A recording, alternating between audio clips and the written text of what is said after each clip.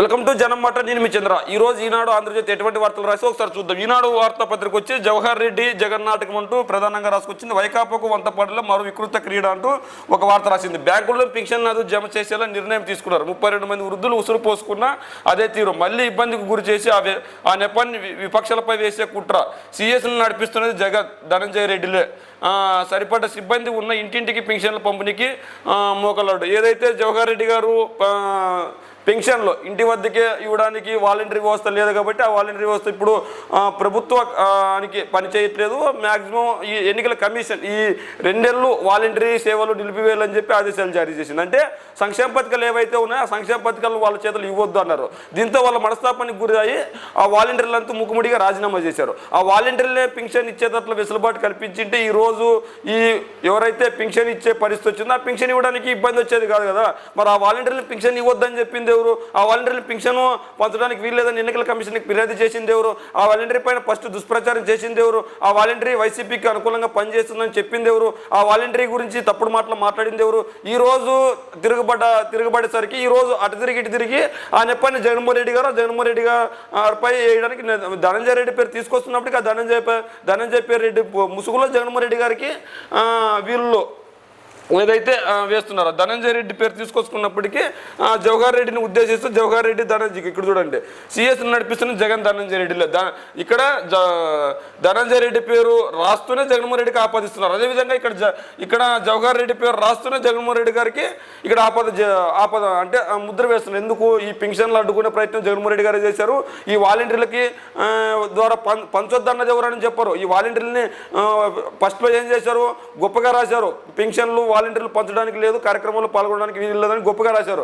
తర్వాత ఆ నెపం అటు తిరిగి ఇటు తిరిగి వికలాంగులపైన వృద్ధులపైన బాగా ప్రభావం చూపేసరికి ఆ నెపాన్ని ఎలాగైనా కప్పిపుచ్చుకోవడానికి వీళ్ళు ప్రయత్నిస్తున్నారు. అయితే ఈ రోజు వాలంటీర్ వ్యవస్థను అడ్డుకొని ఆ పింఛన్లు ఇంటి వద్దకే పంపకుండా అడ్డుకున్నది రమేష్ కుమార్ అనే వ్యక్తి వాళ్ళకి కంప్లైంట్ చేశారు. ఆ రమేష్ కుమార్ అనే వ్యక్తి వాళ్ళకి కంప్లైంట్ చేసి ఇప్పుడు ఈరోజు ఈ పరిస్థితి వచ్చింది.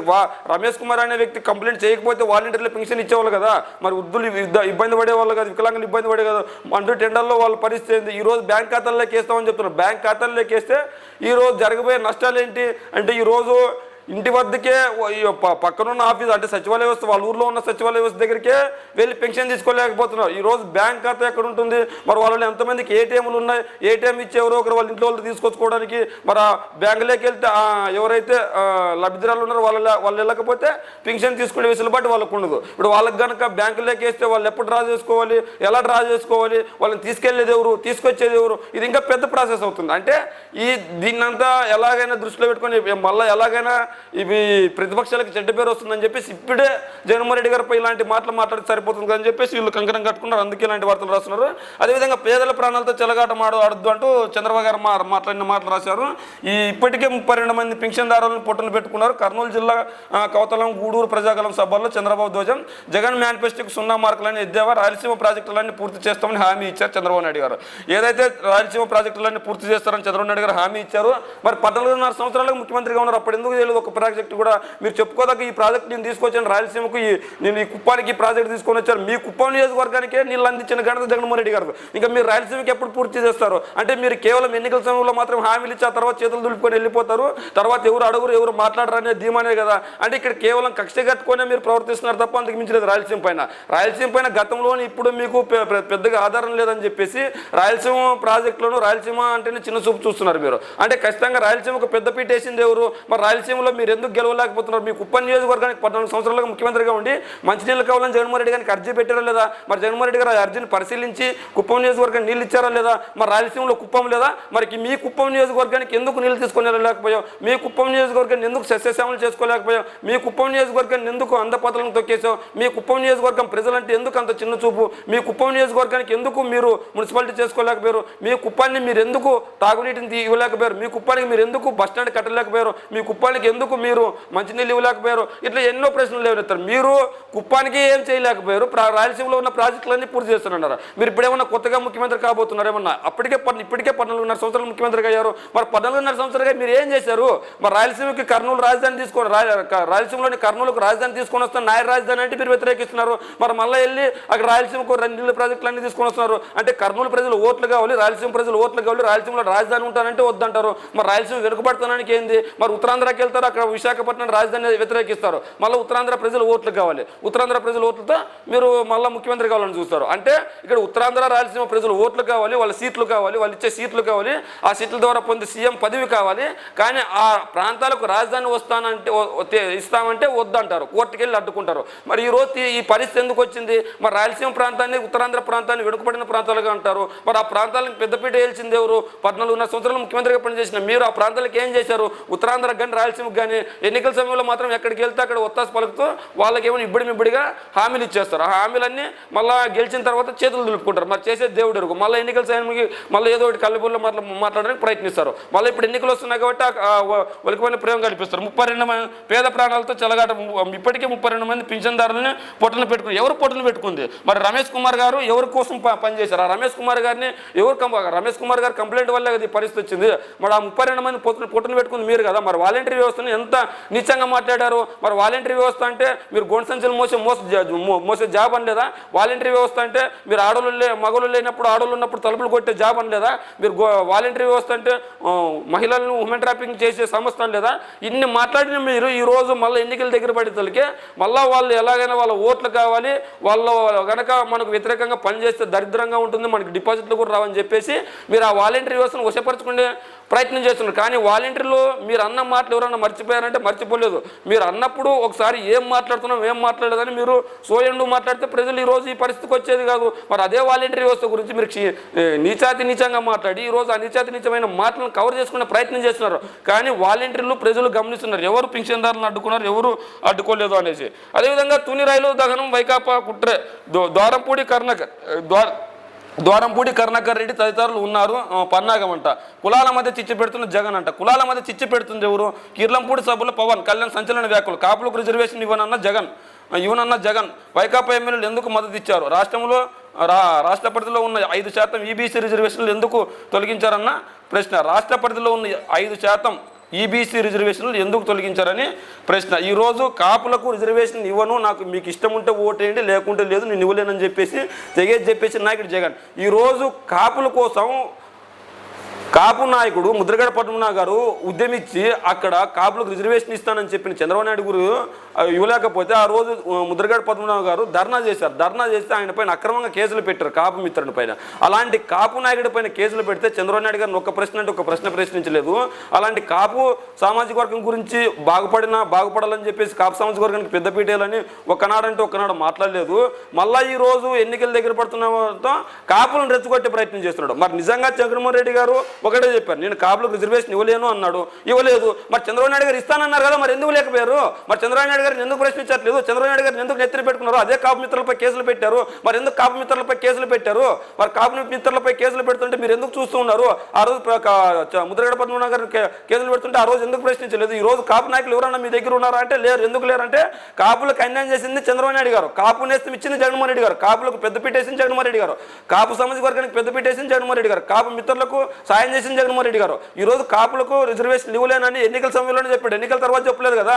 2019 ఎన్నికల సమయంలో గోదావరి జిల్లాలో పర్యటిస్తున్న జగన్మోహన్ రెడ్డి గారు అప్పుడే చెప్పారు, నేను కాపులకు రిజర్వేషన్ ఇవ్వలేను, మీకు ఇష్టం ఉంటే ఓటండి లేకుంటే లేదని. మరి కాపులకు రిజర్వేషన్ ఇస్తాను అని చెప్పిన చంద్రబాబు నాయుడు గారిని ఎందుకు ప్రశ్నించట్లేదు? నువ్వు ఎందుకు ఇవ్వలేకపోయావు? మరి బీసీలకు చేరుస్తాను కాపులని చెప్పిన చంద్రబాబు నాయుడు గారిని ఎందుకు ప్రశ్నించలేదు? ఈ రోజు ఆ రోజు నుంచి ఈ రోజు వరకు మళ్ళీ అదే చంద్రబాబు నాయుడు గారితో ఏ ముఖాన్ని పొత్తు పెట్టుకున్నావు? మరి ఎందుకు పొత్తు పెట్టుకున్నావు? ఎందుకు పొత్తు రాజకీయాలు ఆడుతున్నావు? ఎందుకు ప్రశ్నించట్లేదు? అంటే కాపు సామాజిక వర్గాన్ని పనంగా పెట్టింది మీరు కదా. ఈ రోజు కాపులకు అన్యాయం చేసింది ఇద్దరు, ఒకరు చంద్రబాబు నాయుడు గారు, మరొకరు పవన్ కళ్యాణ్ గారు. ఏ విధంగా అన్యాయం చేశారంటే కాపులను బీసీలకు చేరుస్తానన్న చంద్రబాబు నాయుడు గారికి ఒత్తాసు పలికింది పవన్ కళ్యాణ్. అంటే కాపులకు బీసీలకు చేరుస్తానని చెప్పింది చంద్రబాబు నాయుడు గారు. ఆ విధంగా అన్యాయం చేశాడు. కాపులపై అక్రమ కేసులు పెట్టింది చంద్రబాబు నాయుడు గారు. గోదావరి జిల్లాలో కాపులు మరణించడానికి కారణం చంద్రబాబు నాయుడు గారు. మరి అదేవిధంగా వాళ్ళకు ఒత్తాసు పలకడం వల్ల పవన్ కళ్యాణ్ గారు కూడా ఇండైరెక్ట్గా వాళ్లకు మద్దతు తెలిపినట్లయింది. అదేవిధంగా మనం పొన్నవోలును ఏపీసీగా నియమించడం క్విడ్ ప్రోకో కాకి మరేమిటి? సిబిఐ ఛార్జ్ షీట్లో ఆయన చేతనే వైఎస్ఆర్ పేరు చేర్పించారు. అక్రమాస్తుల కేసులో జగన్ బయటపడాలనే ప్రయత్నంలో ఇదో భాగం. అందుకో ప్రతిఫలమే సీఎంగా ప్రమాణ స్వీకారం చేసిన వెంటనే ఏపీజీగా నియామకం. పిసిసి అధ్యక్షురాలు వైఎస్ తిరుమల ధ్వజం. ఈరోజు జగన్మోహన్ రెడ్డి గారు వల్లే రాజశేఖర రెడ్డి గారి పేరు ఛార్జ్షీట్లో చేర్చిందని చెప్పింది. మరి 2014 ఎన్నికలు 2019 ఎన్నికలు ఏం చేశారు? 2020 ఎన్నికల్లో మీకు గుర్తుకొచ్చిందా? మరి 2020 ఎన్నికల వరకు ఎందుకు 2024 ఎన్నికలు ఇక్కడ ప్రచారం చేసే వరకు ఈ మాటలన్నీ ఎందుకు ప్రశ్నించట్లేదు? మరి అంటే ఎన్నికల సమయంలో ఏదో ఒకటి బురద రాజకీయాలు చేసి సరిపోతుందంటారు. పోనీ జగన్మోహన్ రెడ్డి గారు చేర్చారు, మీ దగ్గర ఏదైనా ఆధారం ఉంటే చూపించండి.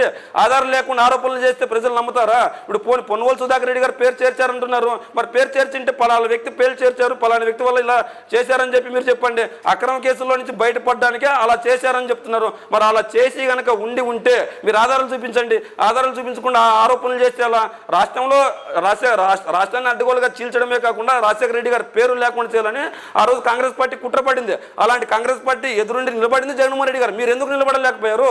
ఇవి మా నాన్నగారు సీఎంగా ఉన్నారు, మా నాన్నగారిపై నేను రాజశేఖర రెడ్డి గారు వారసురాలని మీరు ఇప్పుడు చెప్పుకుంటున్నారు. ఆ రోజు జగన్మోహన్ రెడ్డి గారిని ఎందుకు అరెస్ట్ చేశారు? మా నాన్నగారి ఆస్తుల్లో నాకు కూడా వాటా ఉంది, మా నాన్నగారి ఆస్తులకు నేను లీడరు, నన్ను అరెస్ట్ చేయండి అని మీరు ఎందుకు అడగలేకపోయారు? జగన్మోహన్ రెడ్డి గారు జైలుకి వెళ్తే ఆ రోజు సైలెంట్గా ఎందుకున్నారు, ఈ రోజు ఎందుకు మాట్లాడుతున్నారు? అంటే 2024 ఎన్నికల్లో కాంగ్రెస్ పార్టీని ఒత్తాసు పలుకుతున్నారు కాబట్టి మీరు ఏం మాట్లాడినా సరిపోతుంది అనుకున్నారా? కానీ ప్రజలు గమనిస్తున్నారు ఎవరు రాజశేఖర రెడ్డి గారి బిడ్డ, ఎవరు రాజశేఖర రెడ్డి గారు నిజమైన వారసులు అన్నది. ఈ రోజు మీరు ఏ రోజు అయితే కాంగ్రెస్ పార్టీలో చేరారో ఆ రోజే రాజశేఖర రెడ్డి ఆశయాలకి రాజశేఖర రెడ్డి నిర్ణయాలకు తూట్లు పొడిచారు. మరి ఈ రోజు కేవలం ఎవరికో లబ్ధి చేకూరాలని చెప్పేసి మీరు మాట్లాడుతున్నారు. మీరు మాట్లాడినంత మాత్రాన ఏముండదు. అదేవిధంగా ప్రోగ్రెస్ రిపోర్ట్ పెట్టాను, మార్కులు మీరే వేయండి అంటూ జగన్మోహన్ రెడ్డి గారు చెప్పారు. ఏదైతే జగన్మోహన్ రెడ్డి గారు పరిపాలన చూసి ఈ మాట అంటున్నాడు. అక్క చెల్లెమ్మల ఖాతాలోకి 2.70 లక్షల కోట్లు జమ చేశాం, విద్యా వ్యవస్థలోనే ఎన్నో మార్పులు తెచ్చాం, తాడిపత్రి వెంకటగిరి కందుకూరు సభ్యులు సీఎం జగన్.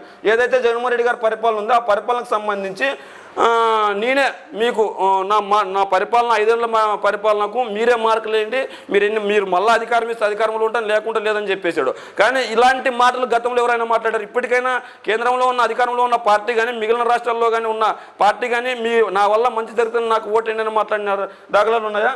ఇక్కడ చంద్రబాబు నాయుడు గారి సభకు వచ్చిన జనాలు వేశారు, క్లాసిక్ షర్మిలాకు వచ్చిన సభకు వచ్చిన జనాలు వేశారు. జగన్మోహన్ రెడ్డి గారికి వచ్చిన జనాలు ఎందుకు? ఆ తాడిపత్రి మండలంలో, తాడిపత్రి టౌన్లో కానీ, వెంకటగిరిలో కానీ, కందుకూరులో కానీ కనీ విరిగిన జనం వచ్చారు, ఉవ్వెత్తున జనం వచ్చారు. అలాంటి జనాన్ని మీరు ఎందుకు చూపించలేదు పేపర్లో? అంటే మీరు పేపర్లో చూపించినంత మాత్రం ఆ నిజాలు దాగుతాయా? ఈ రోజు ఏదైతే సోషల్ మీడియా ఉందో ఆ సోషల్ మీడియాలో జడ్జ్ స్పీడ్తో నిజాలు తెలుసుకుంటారు, నిజాలు తెలుసుకొని ముందుకెళ్తారు. అదేవిధంగా ఆంధ్రజ్యోతి వార్తాపత్రిక తీసుకున్నట్లయితే మ్యాక్సిమం ఇవే వార్తలు రాసింటారు. ఇగో మనం చంద్రబాబు నాయుడు గారు వార్త ప్రముఖంగా రాశారు. 100 బాధుడు 1000 నొక్కుడు అంటూ చంద్రబాబు నాయుడు గారు మాటలు రాశారు. 5 ఏళ్ల పాలనలో ఇదే చంద్రబాబు తాడేపల్లి ప్యాలెస్ బద్దులు కొడితే పేదల కడుపు నిండుతుంది, క్లాస్ వార్ అంటే అది సీమలో 102 ప్రాజెక్టులు రద్దు చేశాడు, జాబ్ క్యాలెండర్ ఇచ్చాడా, ఉద్యోగాలు న్యాయం చేశాడా? ఇక్కడ జాబ్ క్యాలెండర్ ఇచ్చాడు, ఉద్యోగాలకు న్యాయం చేశాడా అంటున్నాడు. మరి ఇంటికో ఉద్యోగం ఇస్తానన్నది ఎవరు? ఆ రోజు ఇంటికో ఉద్యోగం ఇచ్చింటే ఈరోజు జగన్మోహన్ రెడ్డి గారికి ఇచ్చే అవకాశం వచ్చేది కాదు కదా. ఇంటికి ఉద్యోగం ఇవ్వలేకపోతే నిరుద్యోగ భృతి ఇస్తున్నాడు. మరి నిరుద్యోగ భృతి ఎందుకు ఇవ్వలేకపోయారు? 102 ప్రాజెక్టులు అన్నారు. ఈ రోజు రైతులకు ఉపయోగపడే నీళ్లను ఆ రోజు ప్రతి ఒక్క రైతు రుణమాఫీ చేస్తున్నాడు. మరి రుణమాఫీ ఎందుకు చేయలేకపోయారు? కేవలం కళ్ళబుల్లి మాటలు మాత్రం ఎందుకు మాట్లాడారు? మరి రుణమాఫీ చేయకుండా మళ్ళీ 2019 ఎన్నికల్లో ఓట్లు ఎందుకు అడిగారు? మళ్ళీ 2019 మేనిఫెస్టో గురించి ఎందుకు మాట్లాడట్లేదు ఈరోజు? మళ్ళీ అదేవిధంగా జయప్రయాడ్తో మహిళల మంగళసూత్రాలు తెంపేస్తున్నారు. జయప్రయాడ్స్ ఎక్కడ విధిస్తున్నారు? ఎవరు విధిస్తున్నారు? కేవలం అంటే మీరు అధికారంలో ఉన్నాడు సి బ్రాండ్స్ లేదంటే ఎల్ బ్రాండ్స్ విధించారా? కేవలం ఈ ఆరోపణలు లేకపోతే జగన్మోహన్ రెడ్డి గారు పలాని సంక్షేమ పథకాన్ని ఇచ్చాడు, పలాని సంక్షేమ పథకాన్ని ఇచ్చి ఇవ్వలేకపోయాడు మీరు ఎందుకు మాట్లాడలేకపోతున్నారు? కేవలం ఆరోపణలు మాత్రం ఎందుకు చేస్తున్నారు? అంటే ఈరోజు జగన్మోహన్ రెడ్డి గారి పరిపాలన చూస్తుంటే మీకు కూడా ఆ నవరత్నాల నవ మోసాలు, వైసీపీ మేనిఫెస్టో అబద్ధాల పుట్ట, ఆ నవరత్నాలు నవ మోసాలు. నిజంగా ఆ నవరత్నాలు నవ మోసాలు అయితే ఈరోజు అవే నవరత్నాలు మీరు ఎందుకు పొందుపరుస్తున్నారు? మరి అవే నవరత్నాలు ఆరోగ్యశ్రీ కావచ్చు, లేదంటే అమ్మఒడి కావచ్చు, నాడు నేడు కావచ్చు, విద్యాదీవెన కావచ్చు, లేదంటే మహిళలకు కావచ్చు, లేదంటే కాపు నేస్తం కావచ్చు, నేతన నేస్తం కావచ్చు, లేదంటే మహిళలకు పెద్దపీట కావచ్చు, అవన్నీ మీరు ఎందుకు ఇస్తున్నారు? మళ్ళీ అవన్నీ మీరు ఎందుకు ఇస్తున్నారు? అవన్నీ మోసాలు అయితే కనుక ప్రజలు ఏమన్నా మర్చిపోతున్నారా? ప్రజలు ఎవరు మర్చిపోరు. ఖచ్చితంగా అవన్నీ జగన్మోహన్ రెడ్డి గారు ఇచ్చారు. ప్రజలకు పథకాల వల్ల మంచి చేకూరింది కాబట్టి మళ్ళీ ఆ పథకాలు మీరు ఇస్తామని చెప్తున్నారు. అంగన్వాడీ హోంగార్డుల పెన్షన్దారులకు అండగా ఉంటామంట. 14.5 సంవత్సరాలు ఉన్నప్పుడు ఎందుకు అండగా ఉండలేకపోయి ఇప్పుడు మళ్ళీ కొత్తగా అండగా ఉండేది ఏంది? మరి ఇన్నాళ్ళు ఏం చేశారు? మెగా డిఎస్సీ పైన తొలి సంతకం ఏటా 4 లక్షల ఉద్యోగాలు.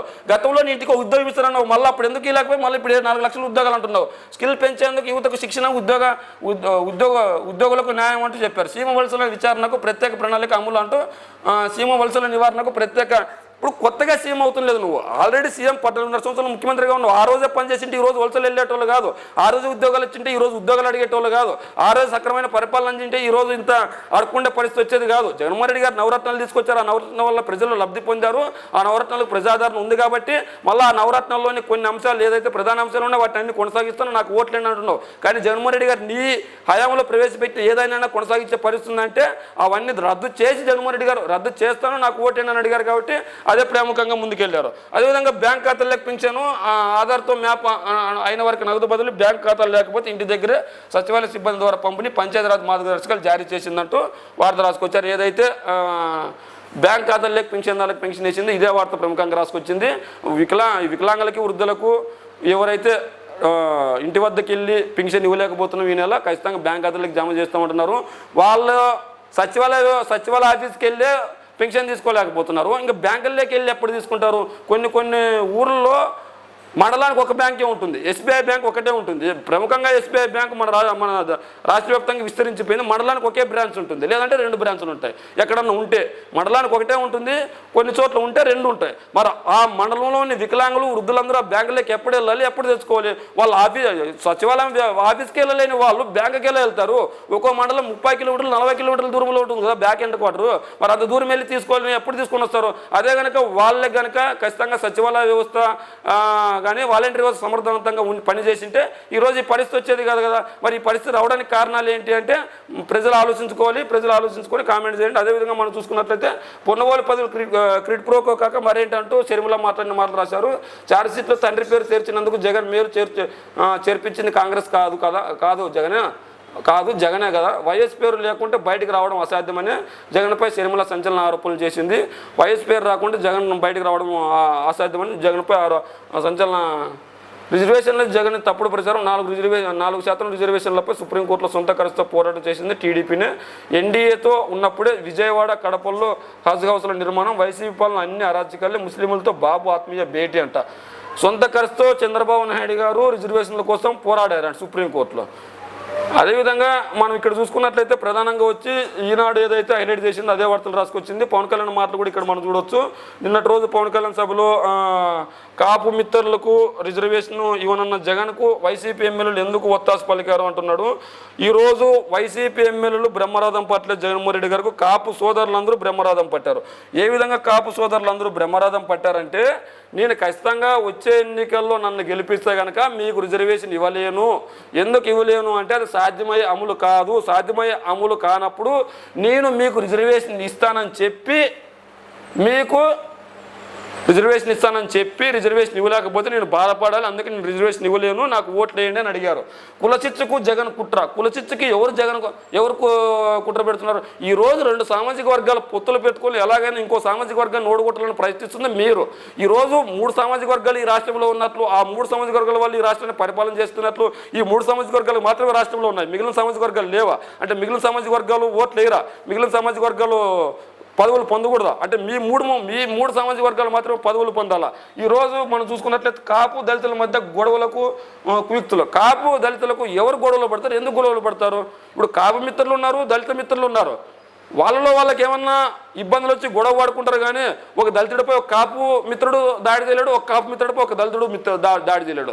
ఇవి ఏంటంటే ఎన్నికల సమయంలో ఇలాంటి మాటలు మాట్లాడితే నిజమవుతాయి, ఇంకా రెచ్చగొట్టే ప్రయత్నం చేస్తున్నారు తప్ప అందుకు మించి ఏం లేదు. కాపు రిజర్వేషన్లను ఒప్పుకొని వ్యక్తితో ఆ వర్గం ఎమ్మెల్యేలు తిరుగుతున్నారు. రిజర్వేషన్లను ఒప్పుకొని ఇప్పుడు చంద్రబాబు నాయుడు గారు ఆ రిజర్వేషన్లు ఇస్తానని మళ్ళీ చెప్తున్నాడా? మరి చంద్రబాబు నాయుడు గారు ఎందుకు ఇలాకపోయాడు? మరి మీరెందుకు చంద్రబాబు నాయుడుతో పొత్తు పెట్టుకున్నారు? కాపు మిత్రులకు రిజర్వేషన్ ఇస్తానని చెప్పి కాపు మిత్రులకు రిజర్వేషన్ ఖచ్చితంగా అమలు బీసీలకు చేస్తానని చెప్పిన చంద్రబాబు నాయుడు గారితో మీరెందుకు పొత్తు పెట్టుకున్నారు? మీరెందుకు సమాధానం చెప్పలేకపోతున్నారు? కాపులను బీసీలకు చేస్తానన్నాడా లేదా? మరి చేస్తానని వ్యక్తిని మీరు ఎందుకు చేర్చలేదని అడగలేకపోతున్నారు? కాపులను బీసీలకు ఎందుకు చేర్చలేదని అడగలేకపోతున్నారు? బీసీలకు ఎందుకు చేర్చలేదని అడిగిన వ్యక్తిపై కేసులు పెడితే మీరు ఎందుకు ఆ వ్యక్తిపై కేసులు పెట్టని అడగలేకపోతున్నారు? కాపు మిత్రులు ఎందుకు హింసిస్తున్నారని అడగలేకపోతున్నారు?